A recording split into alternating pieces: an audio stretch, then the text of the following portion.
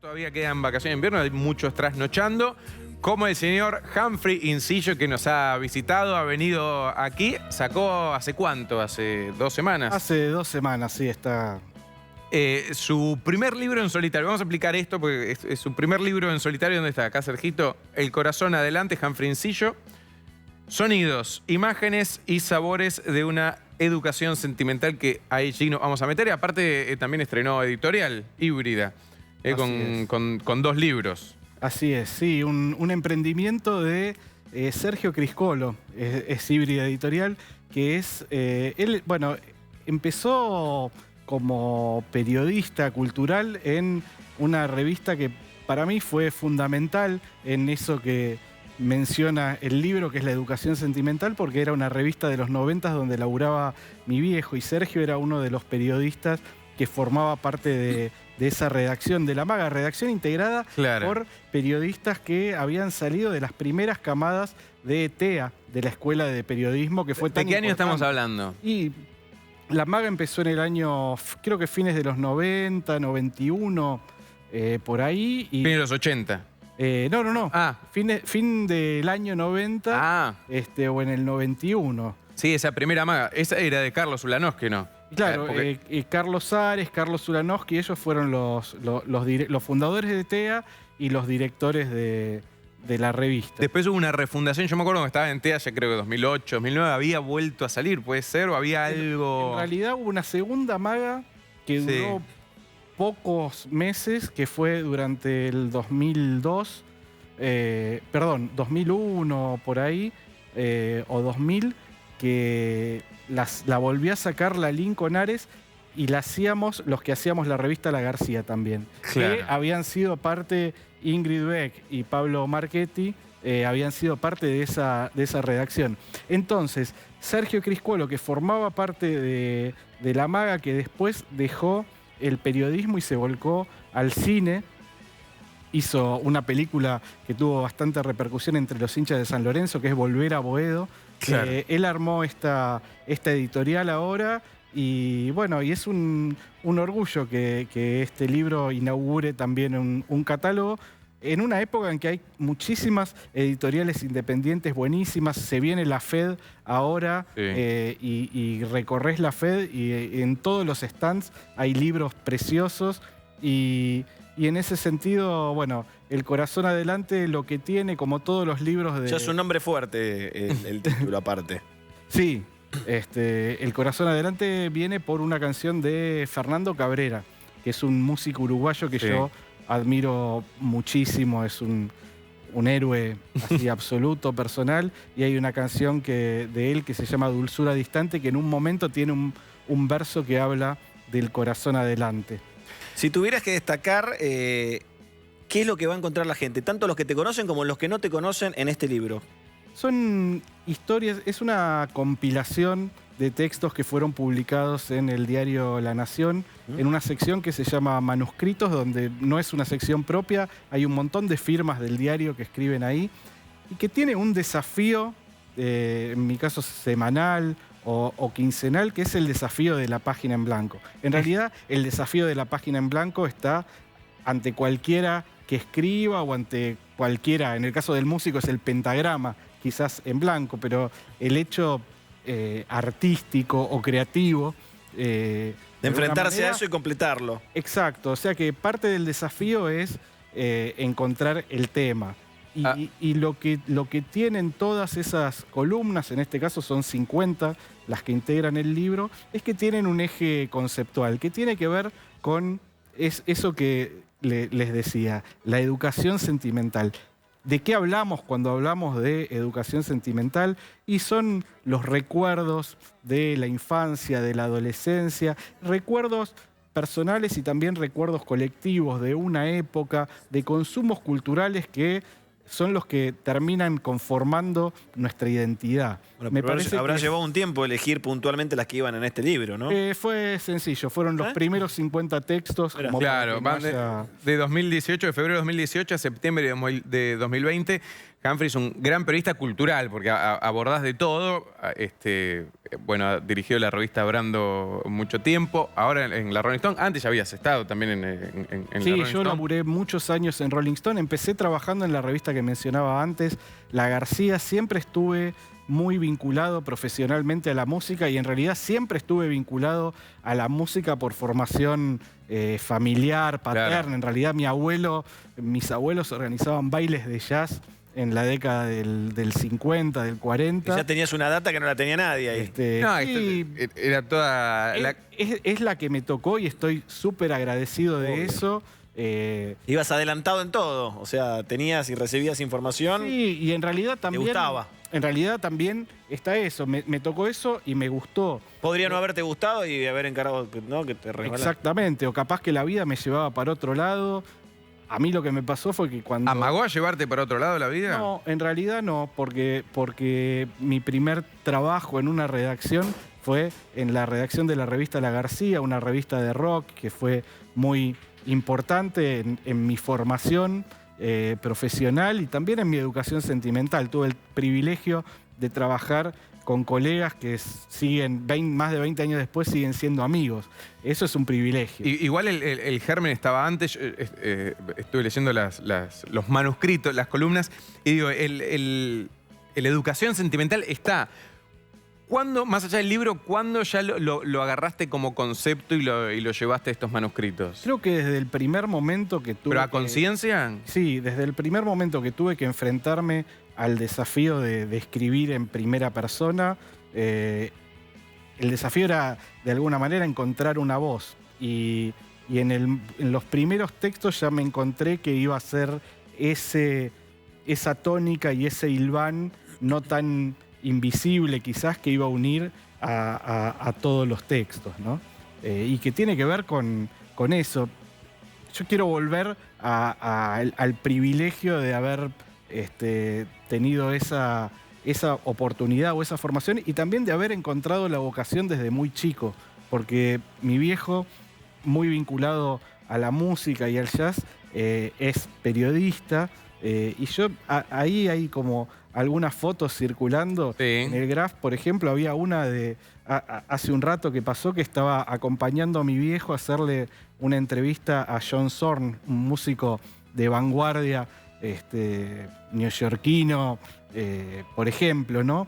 Yo no tenía idea. Y vos Ya que te- tenías 8 o 9 años. ¿Quién era? Claro, exacto, ¿viste? Pero Estabas acompañando a tu viejo, compartiendo una pasión o lo que iba a ser el germen de esa pasión. y de alguna manera formando, ya formándome Indirectamente. en el oficio, el periodismo, más allá que a mí después me tocó o elegí estudiar, hacer una carrera universitaria vinculada a la comunicación. Yo creo que toda esa formación de la cual estoy agradecido, el periodismo, y ustedes lo saben bien porque son colegas, es un oficio. Sí. Y la experiencia que tenés en una redacción o que vas construyendo frente a un micrófono o frente a una cámara, tiene que ver justamente con la experiencia, con entenderlo como un oficio. Y en ese sentido, la formación, como en todo oficio, es informal. Si tu viejo es zapatero, vos ves cómo arregla los zapatos. En mi Zarpale la caso, lata. Sí, creo. tenía otra posible final. Hablando de recuerdos y sentimientos que te linkean con la música, ¿te acuerdas cuál fue el primer disco, el primer cassette o el primer vinilo que tuviste en tus manos?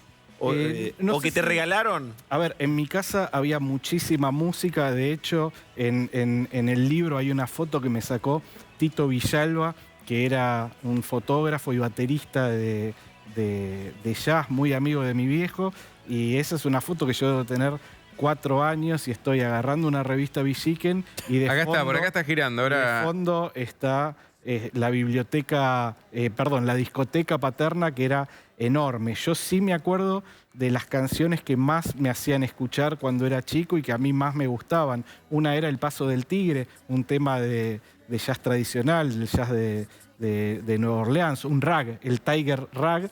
Esa es una de las canciones que recuerdo. Me acunaban escuchando Negro Spirituals, o sea, el origen de toda la música que escuchamos ahora, ¿no? Porque Esta es la foto que dice Spirituals, Tremenda esa foto, muy mortal. sí, los Negro Spirituals son el origen tienen que ver con el origen del blues, de todas las músicas negras, en definitiva, del rock and roll está ahí. Repetime el nombre de la banda.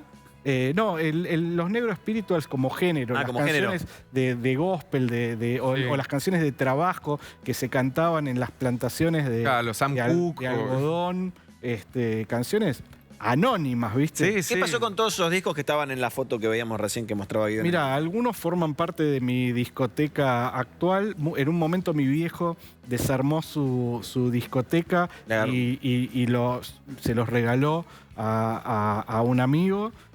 Pero conservó ¿Cómo algunos. reaccionaste ahí vos? Mira, en ese momento la verdad es que a mí me gustaba el vinilo, pero también era un momento de mucha proliferación del compact. Mi viejo había rearmado su discoteca en compact. Sin saber que después el vinilo volvería o el valor que iba a tomar, ¿no? Exacto, tal cual. Y yo ahora la verdad es que lo que más escucho es en vinilo en realidad. ¿Cuántos tenés? No tengo idea de las cantidades. ¿Hay una habitación dedicada? Sí, lo que les puedo decir es que creo que salvo en el baño y en la cocina, en todo el resto de los ambientes de mi casa hay discos y te podés encontrar con discos en lugares muy insólitos. ¿Y cómo los tenés? ¿Tenés, digamos, una planilla? Si querés encontrar uno, No, ¿te volvés loco? está todo acá. Soy bastante obsesivo y... Como el que vas a comprar a la ferretería, que vos decís cómo encuentra la arandelita. Algo así, tal cual. Para los cajoncitos. Esa foto que mostramos recién, o sea, en tu familia, tu viejo, tu vieja, ¿te dejaban explorar, jugar? Viste que a veces tipo, no, eso no lo toques, porque ahí te dejaban manosear los discos, escuchar. La verdad es que sí, y aparte en realidad la música estaba circulando desde siempre. Cuidadoso. No solo la música, también la biblioteca, ¿viste? Había muchos libros en casa, revistas, arte, ¿no? Tenías para entretenerte. Las paredes, así que la verdad es que muchos estímulos. El otro día hablábamos con Tute, que vino acá, y que, bueno, un poco lo mismo, ¿no? Que con Caló y demás, los amigos de Caló y el negro Fontana Rosa, o sea, y dice, bueno, él siempre tuvo claro hacia dónde iba. Y yo le preguntaba, claro, ¿cuándo se dio cuenta que vivía tal vez en una familia particular, ¿no? Comparado por ahí otros compañeros, donde por ahí con otras profesiones, los padres. ¿A vos te pasó algo similar de repente cuando, no sé, ibas y somos más o menos de la misma edad, pero cuando, no sé, los otros escuchaban Ratones Paranoicos, vos ya tenías toda una data de jazz y de... Sí, tal cual. A mí lo que me pasó, insisto, lo que me tocó, no me considero un distinto por no eso. es lo que te tocó, pero digo, ¿cuándo te diste cuenta que era como, no, mirá? Y era absolutamente cotidiano. O sea, el contacto con la música y con los músicos. Mi viejo tiene desde hace casi 40 años un ciclo que se llama Jazzología en el Centro Cultural San Martín, de conciertos gratuitos. El ciclo empezó en 1984, hace 38 años. Yo tenía 4 o 5 años. Desde ese momento estuve en contacto permanente con artistas, con la trastienda de los conciertos. Un día te diste cuenta que eras una especie de Wikipedia humano de data musical. Sí, pero no tampoco algo craneado, sino que vivido. Se dio, y también la experiencia de compartir momentos con músicos de intimidad o de cotidianidad, lo que pasa antes de los conciertos, lo que pasa después, transitar camarines. La verdad que sigue siendo parte de mi vida hasta el día de hoy. Es algo que... Bueno, y ganarte también el lugar que el artista comparta eso, porque no es tan sencillo que un artista... Mira, ahí lo veo con Fito Páez, que un lo artista seguiste por 4 ciudades. Súper reconocido, te dé ese espacio y ese lugar, ¿no? Esa historia con Fito es hermosa, porque si vos pensás que vas a terminar haciendo una nota con Fito Páez en 4 ciudades, lo primero que pensás es que es algo arreglado. Viajaste con él, claro, te contrataron. Discográfica atrás o con un agente de prensa, lo que sea. Y eso se dio de un modo muy azaroso en principio. Esa foto que estábamos viendo es en la playa de Ipanema, en Río de Janeiro. Fito estaba ahí por una cuestión extra musical, había ido como jurado de un concurso de cortos de un canal de televisión. Nada que ver. Fueron 2 o 3 días de joda donde ahí incorporé una frase en relación a los viajes, de un colega y amigo, José Bellas, de Clarín. La Sí, frase Peca, es, claro. dormís en el viaje. Era la frase de Peca. En esos 3 días debemos haber dormido 3 horas. Estábamos con él y con otro colega de la revista Cinemanía y estuvimos 3 días inolvidables en Río. Y en un momento le digo a Fito, ¿por qué no hacemos una nota en video? Salgamos por la playa a hablar de tu vínculo con la ciudad y con la música brasileña. No pensamos en que se iba a publicar esa nota, surgió Así espontáneamente. Espontáneamente. Lo hicimos, quedó un... Y él se prestó amablemente sin... ¿Pero vos fuiste Ocho. por la Rolling Stone? Sí, yo había Ah. ido por Rolling Stone, pero a cubrir esta entrega de premios de la cual Fito era presidente Ah. del jurado. Él también cantó ahí en una fiesta que hubo, dio un pequeño concierto muy íntimo. ¿Ya habían tenido un vínculo previo o...? Yo había compartido otro viaje con él a Porto Alegre. Bien. Un concierto también hermoso en el Teatro San Pedro de Porto Alegre. Y sí, nos habíamos cruzado en algunos otros conciertos, pero no teníamos tampoco un vínculo súper profundo o construido. Se había ido construyendo En esos... encuentros y ahí sí fue como muy intenso también porque Fito estaba en un plan muy relajado, sin manager, había ido con un amigo. Y Claro. Él tomaba todas las decisiones. Ahí habíamos estado realmente nada, como hay que vivir una ciudad como Río de Janeiro. ¿Y cómo surge Madrid? O sea, después le siguió Madrid. Lo que pasó es que hicimos eso y quedó como un testimonio de algo que no sabíamos qué íbamos a hacer. Y de repente, a los pocos meses, Fito decide ir a grabar un disco en Madrid con invitados, un disco y un DVD que, bueno, estaba... No sé si es Baires o Madrid. Exactamente. Claro. Y ahí sí entra a jugar la discográfica, la revista. Digo, ¿por qué no hacemos una historia de Fito en 4 ciudades muy importantes de su vida? Ya teníamos Río, había que ir a Brasil y después lo completamos con Buenos Aires y con Rosario. Y la verdad es que, insisto, más allá de que la charla, la volví a leer la nota hace poco porque Rolling Stone publicó un bucacín Sí. histórico recorriendo toda la vida de Fito y se incluyó esa nota. Hacía mucho que no la leía. ¿Y viajaste en el tiempo leyéndola? Sí, absolutamente. Flash. Y la verdad es que queda mal que lo diga yo, pero la nota está Yo la leí, está muy bien la nota. Está muy buena y me queda aparte el recuerdo del modo en que se gestó eso, ¿no? Así Claro. que estoy muy, muy agradecido de la generosidad de Fito. ¿Esos videos qué pasó? ¿Después se publicaron aparte en otro lado? Sí, no, el video salió, era muy rústico. Imagínate que lo hice, ni siquiera había cámara en los celulares, lo hice con una Te había camarita llevado una que había cámara. llevado yo de la cámara Pocket de fotos. Claro. Y filmaba y preguntaba caminando por la playa, ¿viste? Pero aún así tiene un valor. En ese momento también, en el periodismo digital, se hablaba de una calidad que era good enough, que sea lo suficientemente buena, digamos, ¿no? Claro, que se pueda escuchar, que se pueda verlo. Que más o menos se entienda. Que más o menos entiende. Entonces, Good es enough. eso, ¿viste? ¿La primera nota que hiciste que recordás?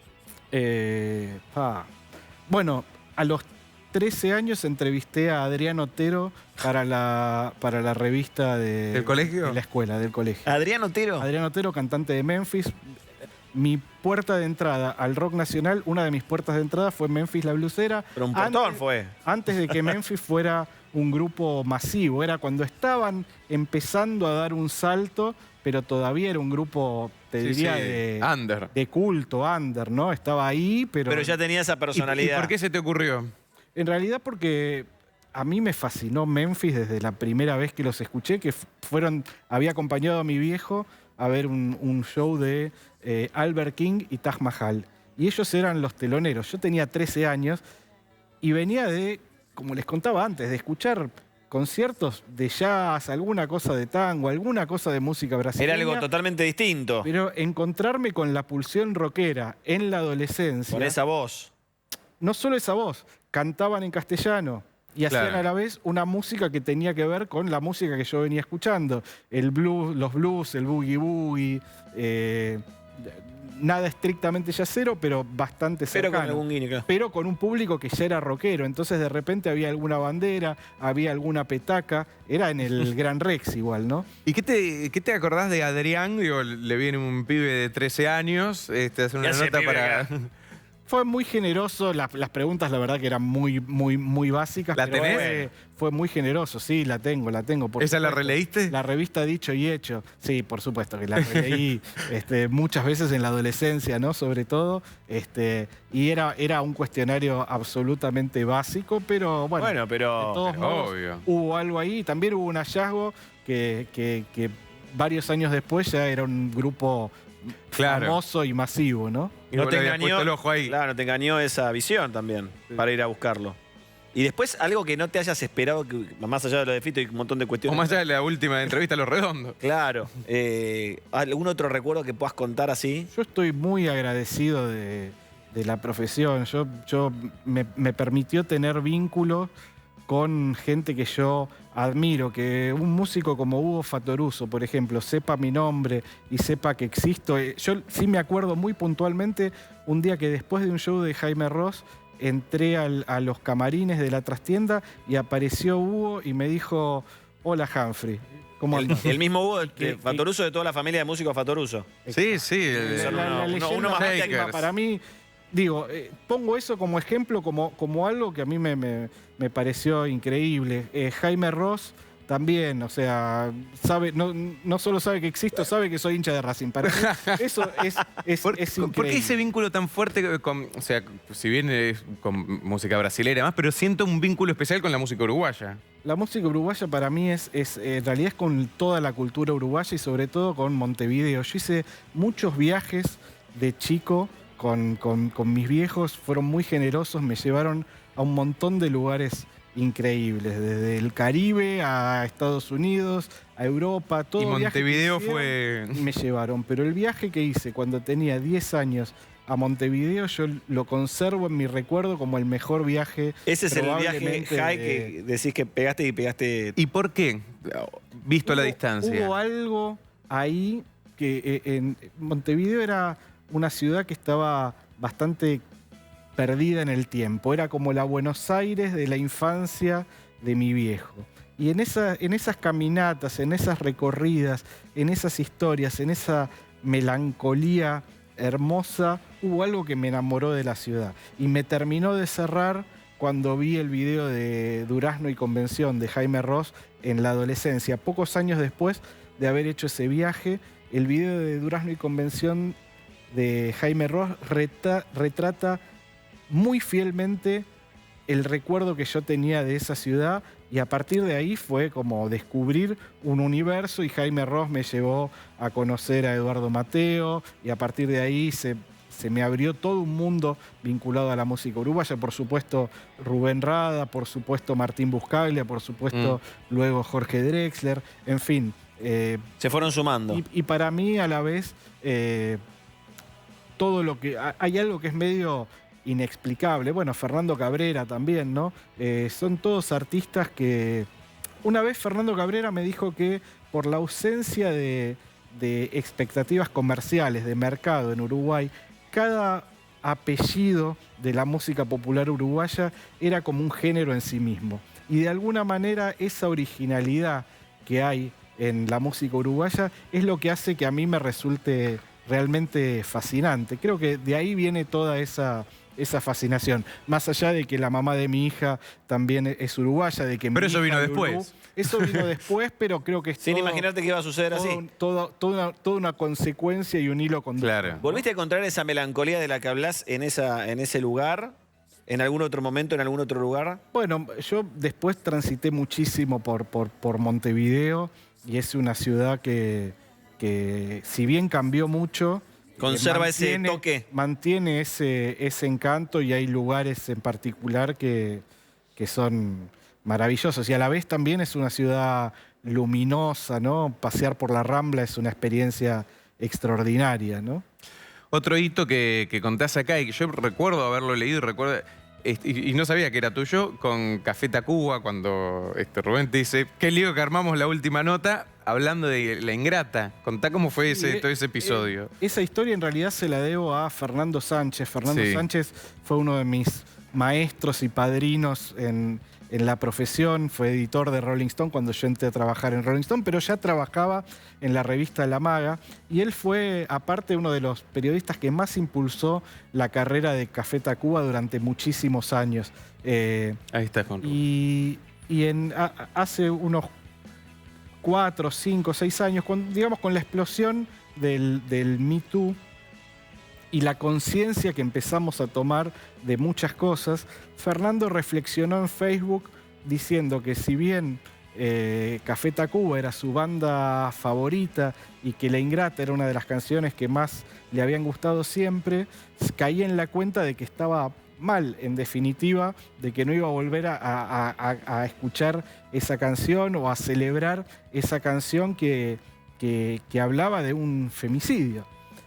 Y al poco tiempo de que él escribe eso en Facebook, a mí me quedó resonando esta idea de Fernando. Vienen los Tacuba a Buenos Aires, yo ya tenía un vínculo con ellos, los había entrevistado varias veces y les trasladé esta inquietud. ¿Qué les pasaba con La Ingrata en la era del... ¿Ellos ya lo venían pensando o les disparaste vos? Bueno, en realidad yo no sé. Rubén cuenta en esa nota que sí, que a él...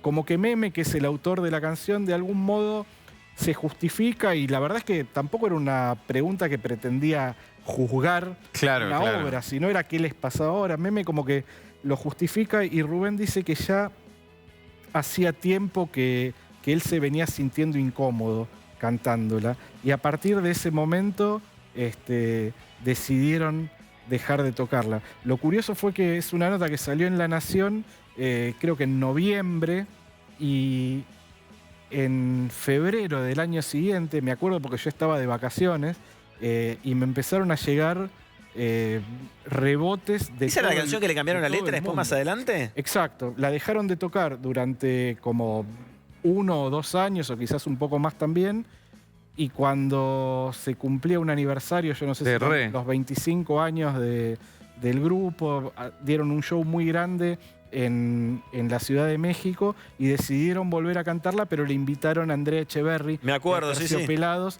a cambiarle la letra. Y bueno, ahí cerró y ahí de algún modo cerró también el... ¿Pero qué te pasó en febrero? O sea, ¿sale en noviembre, en febrero? En febrero la levantaron los medios de todo el mundo. O sea, creo que llegó al New York Times, llegó a la versión gringa, la versión original, digamos, de Rolling Stone, en un montón de lados, bueno, un montón de diarios de México, como que se viralizó. Claro. Pero 3 meses después, ¿no? Sí, yo la verdad es que no lo podía creer, por eso después cuando nos encontramos con Rubén había venido a cantar con Jopo a la Usina del Arte, y es un divino, aparte, Rubén. Cuando me ve, me dice eso. Sí, Rubén es una persona, un artista increíble. ¡Le diste en el clavo! Y bueno, y aparte talentosísimo, y aparte para mí Café Tacuba es de las mejores bandas del mundo, realmente. Como dice Santaolalla, para mí es un grupo increíble. Bueno, empezaste en La García, pero ¿cómo llegas a La García? Porque me llaman Ingrid Beck y Pablo Marchetti, que eran... ¿Pero dónde los conocías? Estaban llevando adelante. También de La Maga. Yo fui un poco la mascota de toda una generación de periodistas. La mascota, el ahijado. Yo iba con mi viejo a la redacción también. Pablo... ¿La acompañabas a tu viejo al laburo? ¿Ibas cayendo bien en esa compañía con tu viejo? Sí, y aparte en realidad no solo era caer bien, eran... Vos imagínate que si bien yo tenía obviamente admiración por mi viejo, también en la adolescencia hay algo de que, bueno, no deja de ser tu viejo. En cambio, estos eran pibes que eran un poco más grandes que yo, 10 años más grandes que yo, pero que todavía eran jóvenes, eran pibes que tenían 20 y pocos años, y yo me reflejaba en ellos. Lo que yo quería ser y hacer era ser como ellos. ¿Tuviste banda? tuve una banda que se llamaba Potemkin en la adolescencia, mucho antes de que hicieran Acorazado Potemkin. ¿Qué tocabas y por qué pasó después con...? Yo tocaba el saxo alto. Yo estudié saxo alto con Hugo Pierre, que es de los mejores saxofonistas que hubo acá. Un profesor que estaba a un nivel... Superior. Muy superior a mis expectativas. Solamente que como era amigo de mi viejo, me daba clases. Yo, la verdad es que obviamente amo la música, pero no tenía ese amor por la música, por ser músico, digamos. Para hacer el esfuerzo que implica tocar un instrumento y estudiarlo en serio. De todos modos, toda esa etapa de formación, más allá de esa banda que tuve en la adolescencia, lo que yo aprendí con Hugo, en las charlas que tenía con él, un tipo que había empezado a tocar... Más que del instrumento con el Gato Barbieri en la década del 50 y que después había hecho una carrera profesional en múltiples direcciones. Él había recorrido el mundo varias veces en giras mundiales, por ejemplo, con Julio Iglesias. Tocó con toda la escena jazzística de acá, era solista de la Sinfónica en el Colón, a veces llegaba y estaba estudiando y tocando Giant Steps, que es uno de los temas más complejos que puede haber para improvisar de John Coltrane, y él tocaba, nada, increíblemente. Entonces yo aprendí mucho y también entendí cuál era el esfuerzo, y por eso creo que también, si hay algo que tengo, es mucho respeto por los músicos. Dijiste, no me voy a meter ahí. Por todos los músicos, por los músicos consagrados y los profesionales, pero también, por ejemplo, por los músicos callejeros. A mí me fascinan el tipo que se sube al colectivo a tocar o al subte. Y lo da todo. A tocar, y lo da todo en un contexto que es adverso, me provoca una admiración. Que el ruido supera la voz. Que te tenés que ganar el público, porque nadie quiere ver, o no todos quieren ver, están cansados o demás. Sí. Y muchas veces te encontrás con gente talentosísima, ¿no? ¿Seguís tocando de manera, para practicar o algo? No. ¿Cuándo abandonaste el instrumento? Creo que a los 18 años, cuando entré a la facultad y ya decidí que el periodismo, lo dejé y la verdad es que no... ¿Lo conservaste? Sí, lo tengo. Nos volvimos a juntar cuando se cumplieron 20 años del último concierto de Potemkin. Que era ¿Cuántos conciertos dieron? Habremos dado 3 o 4. Pero bueno, el último fue el más especial. Bastante mítico, era un tributo a un blusero legendario, Burger King. Viste que está B.B. King, Burger King, estaba también Burger King. Pero ganarse al público no era pan comido. En ese momento no. Y 20 años después, entonces volviste a agarrar el saxo. Fuimos a una sala, volvimos a tocar las mismas canciones. Igual de mal en mi caso, muchos de ellos... hicieron carrera como músicos profesionales. Pablo Grossman, gran guitarrista de blues y de jazz. Juan Manuel Tabela, que durante muchos años después él ahora toca el sitar increíblemente. Es el que estaba ahí en la presentación. Tocó en la presentación del libro en el Morán. Bueno, tocaron un montón de artistas que admiro muchísimo y que tuvieron la gentileza de venir a sumarse a esa celebración. Estuvo Nico Landa, de Los Animalitos, Los Auténticos Decadentes. Vino Caro Pelleriti a cantar un bolero. Santiago Moraes. Vino también Barbie Aguirre, que es talentosísima. Estuvo también Náspid Franzapán. Náspid era el bajista de Aguante Vareta, una banda que yo seguía en la adolescencia y que después me terminé haciendo muy amigo de él, y vino a cantar también una canción. Y cantó también una canción Federico López Conde de Los Zumbanda. Te diste todos los gustos. La verdad que fue como una celebración muy musical, ¿ves? Te veo la palta, que ahí me acuerdo de la historia del morrón. ¿Tenés el tatuaje del morrón? Tengo Está complicado con la camisa. Un tatuaje de un morrón, sí, que es un... Sé que es la historia con tu tío y quiero que la cuentes, pero yo también soy fanático del morrón. Pero yo cuando leí que te habías tatuado el morrón... Yo tengo acá un morrón tatuado. Increíble. En homenaje a un tío... Está excelente aparte ese tatuaje. Muy querido, que se llamaba Gustavo, que tenía un vínculo muy especial, más allá de que vivía lejos él había sido también. Viste que muchas veces uno desarrolla con los primos mayores Como una hermandad.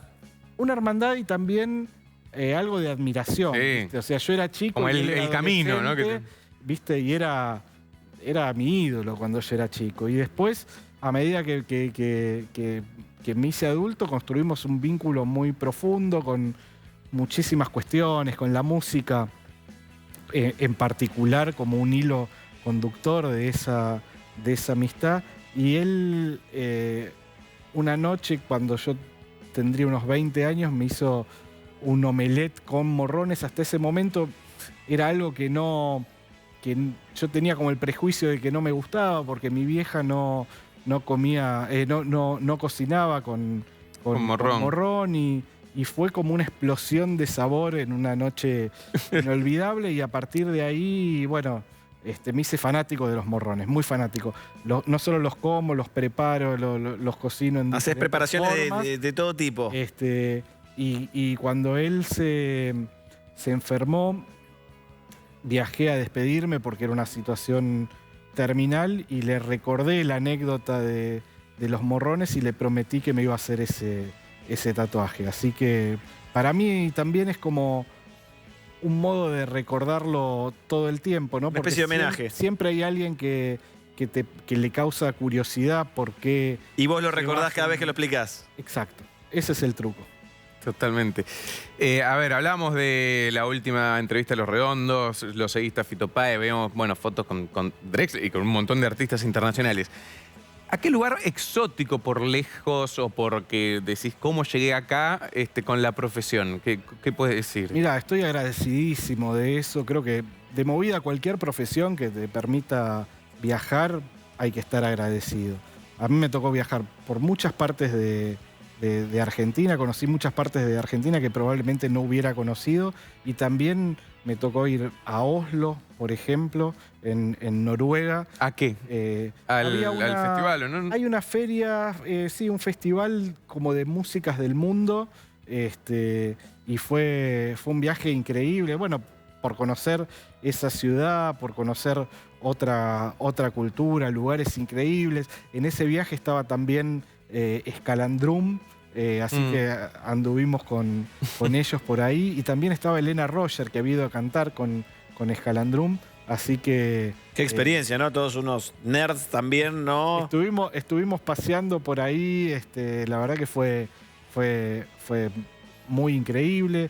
Son extraterrestres. Conocí Sudáfrica también gracias a la profesión. Fui la última vez a un festival de jazz.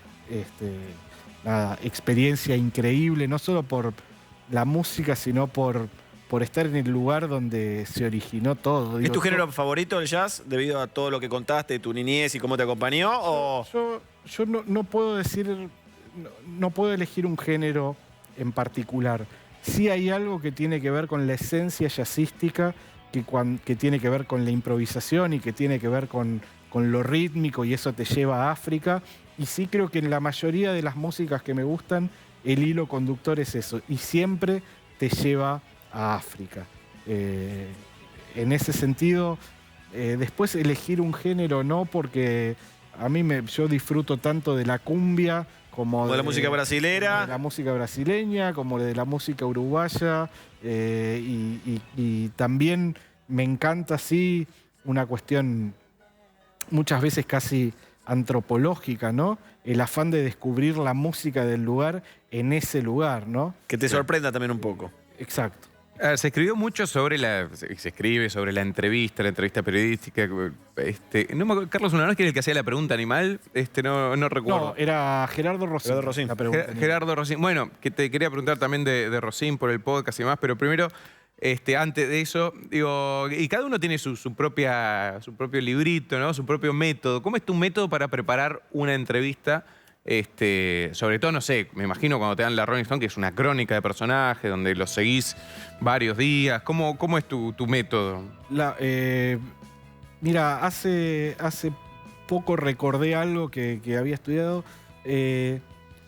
hay algo así como que para cada minuto que va a durar la entrevista vos tenés que invertir unos 10 minutos, digamos, ¿no? Y en realidad tiene que ver con investigar y también estar empapado.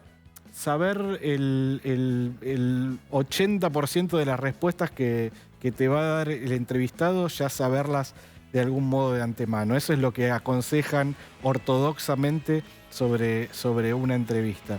La verdad es que sí, trato de ver, leer, escuchar.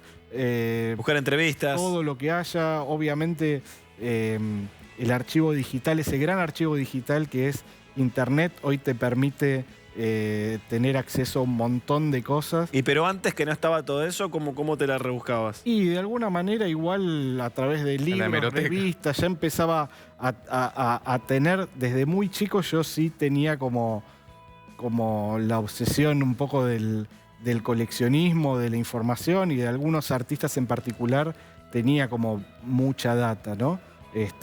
Igual curiosidades, cosas que te iban a salvar después. Sí, igual, por otro lado, la verdad es que igual yo empecé a laburar cuando ya existía Internet, digamos. No era la Internet que soy, donde de repente tenés estaba acceso. Altavista. ¿Yahoo ya estaba? Yo creo que sí.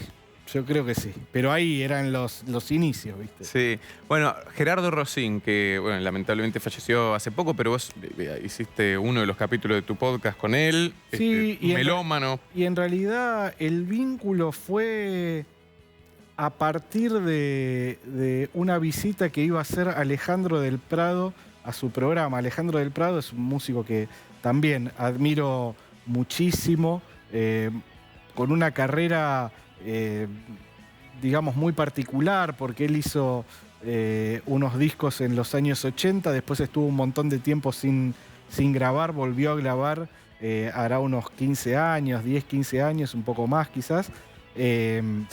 Un artista como de culto, ¿no? Es que quien podría haber sido un paralelismo el Jaime Ross argentino, si eso fuera posible, porque había empezado a investigar en los años 80, había incorporado la batería de murga porteña a su música, del mismo modo que Jaime lo había hecho con la batería de murga uruguaya, ¿no? Que son distintas. Y entonces por Instagram empezamos a hablar sobre Alejandro del Prado y él también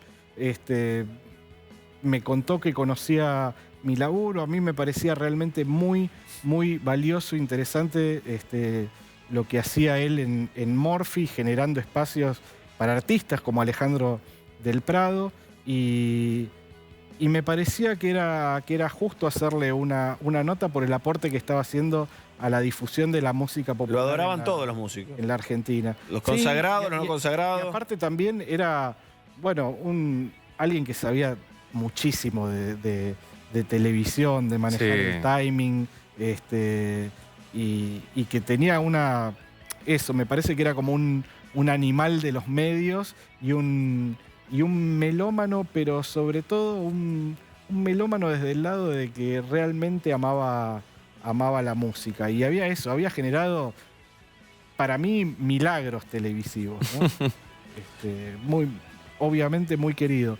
Lamento que se haya enfermado tan pronto y yo creo que con más tiempo hubiéramos sido, intuyo que grandes amigos, ¿no? Me imagino, antes de despedirte, Ham, que estamos hablando de Ham Frincillo, El Corazón Adelante, te buscan H Incillo, así en las redes. Así es, en Instagram también está la cuenta de Instagram de Híbrida Editora, claro, que está creciendo y que viene con un catálogo también muy interesante y muchas novedades.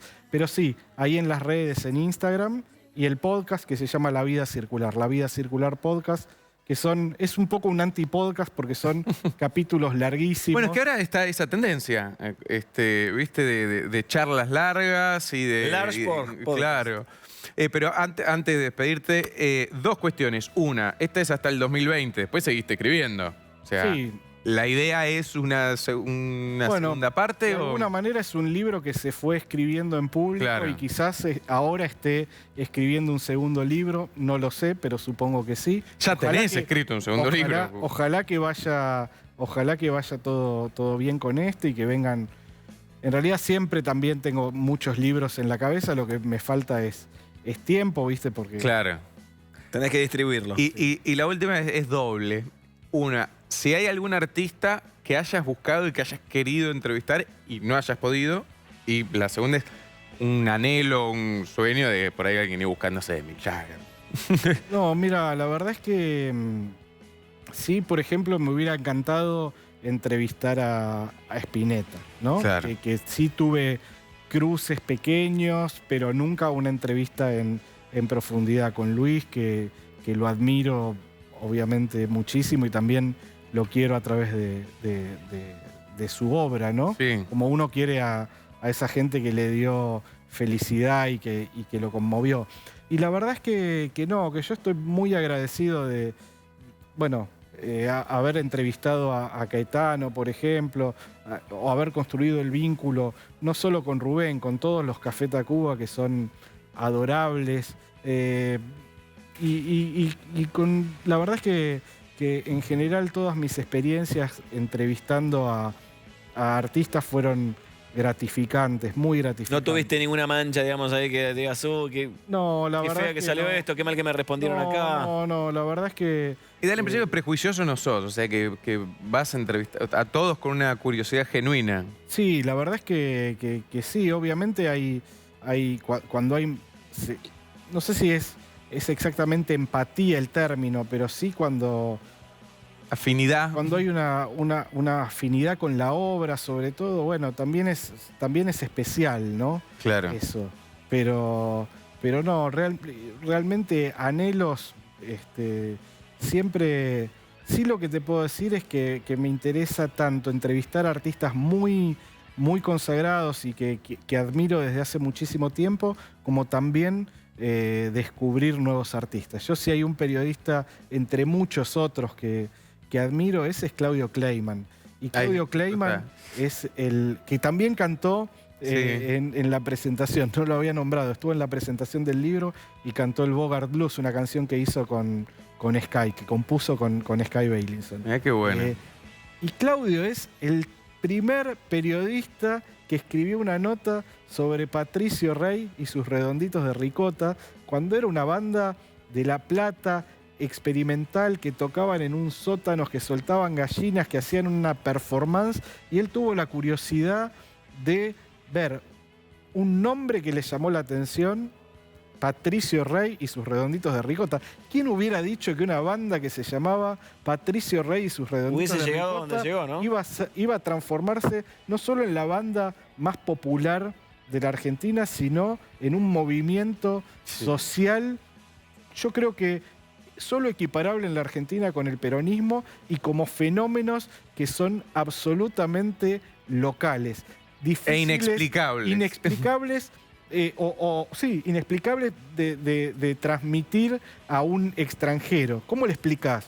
¿Qué son los redondos? ¿Qué es ser ricotero? ¿O qué es ser ricotero? Bueno, aparte lo que se explica es que afuera no, o sea, Stereo conquistó Latinoamérica. Acá Es una banda que construyó eso, entonces, ¿y a qué voy con esto? Claudio Kleiman en el 76, 77 tuvo la curiosidad de irse hasta La Plata y escribió la primera nota de Los Redondos en El Expreso Imaginario. Sí. Entonces, también el afán de no perder esa curiosidad por los artistas nuevos, de saber de que, como decía Spinetta, mañana es mejor, el anhelo también de seguir descubriendo. Y de los de artistas ahora, ¿quién te gusta, en quién tienes afinidad y a quién te gustaría entrevistar? Mira, un artista que me impactó muchísimo es uruguayo, se llama Paul Higgs. Sí, bueno, lo produjo Buscaglia. Lo produjo Martín Buscaglia. A él todavía no lo entrevisté, ¿ves? Pero me parece que hay algo ahí que es como. Sí. Que se viene, ¿viste? Bueno, ya lo vas a entrevistar próximamente, seguro. Sí, seguro está por sacar el disco ahora, así que nada, es increíble. Después hay un chico de apellido Araujo. Se me fue ahora el nombre, pero lo descubrí en la pandemia cantando un bolero.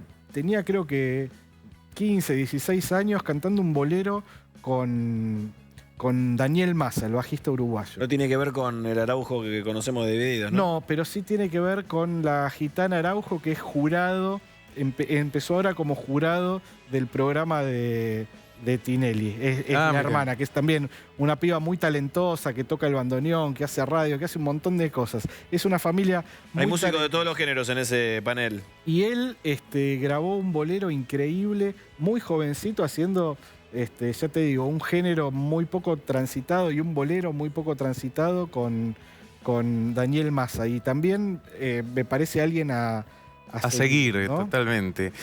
Humphrey, bueno, El corazón adelante, aparte es un gran libro de consulta, porque vas leyendo y se te abren disparadores todo el tiempo, de películas, artistas plásticos, y ni hablar, músicos que de hecho puso acá, hizo su propia lista con el código QR, para que puedan ir escuchando. Sí, sí, y en realidad la idea, viste, yo, es algo que a mí como lector agradezco, que un libro o lo que sea, o una nota, te abra puertas, te haga descubrir otros mundos. La verdad es que hoy por hoy, si sos curioso de todo lo que habla el libro, la gran mayoría lo googleás y lo encontrás, sí. y lo podés ver o podés rastrear para leerlo. Y Te da la llave para poder hacerlo. exacto. Y la verdad es que para mí, si alguien descubre esas cosas que a mí me fascinan, porque el libro se llama El corazón adelante, porque más allá de la cuestión personal, de la afinidad y de la educación sentimental, también